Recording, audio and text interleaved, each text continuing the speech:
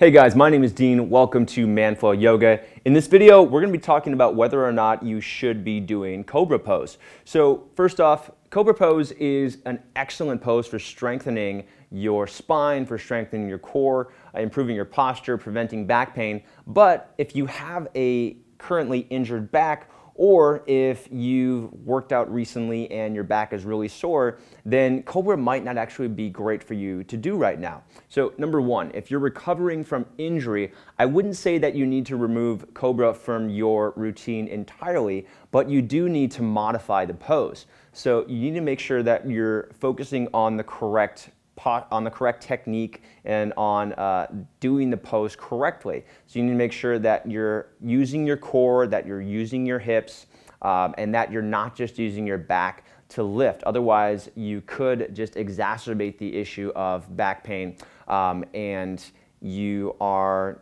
going to do the opposite of what you're trying to do with Cobra, which is hurt your back instead of strengthen your spine.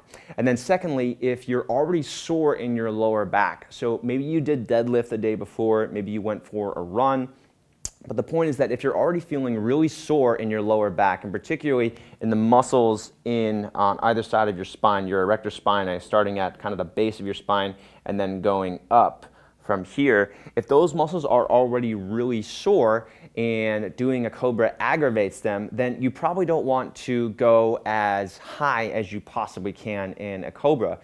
In this case, you might want to focus on just that proper muscle engagement, get some circulation going into that area, but you might not want to do Cobra as high or do it as deep as you possibly can, because again, that's actually going to hurt your recovery.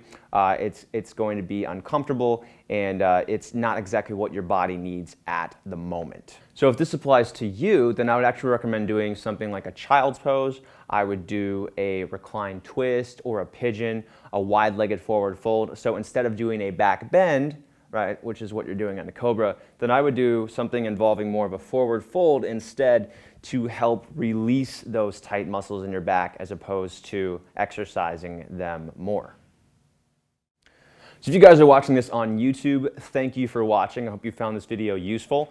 If you're looking for more on Cobra Pose, so if you want to learn a full technique walkthrough, if you want to know what you should and shouldn't be feeling while doing the posture, or if you just want to try out some workouts that feature Cobra Pose, head to the link in the description. This is going to take you to my full pose guide for Cobra, where you can learn much more about Cobra and get lots more information to help you with implementing Cobra into your routine, learning how to do it properly, learning how to avoid injury in Cobra, and much more. So check out that link below, and make sure, if you're not already subscribed to this YouTube channel, to subscribe. I put out tons of content like this on a very regular basis, all of it designed to help you improve your fitness and to help you actually implement something into your fitness routine. So something that's practical, something that you can immediately use.